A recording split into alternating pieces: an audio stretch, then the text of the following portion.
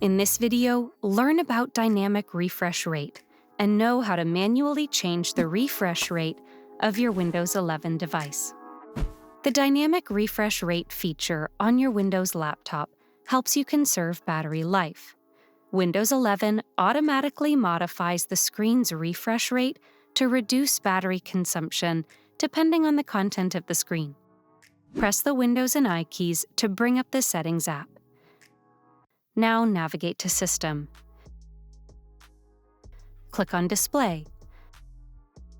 Under the related settings, click on Advanced Display Options. Click on the drop-down menu next to Choose a Refresh Rate, and choose a dynamic option present to you. In our case, the maximum refresh rate is 90 Hz. Yours might be different depending on the maximum refresh rate of your display. That's it.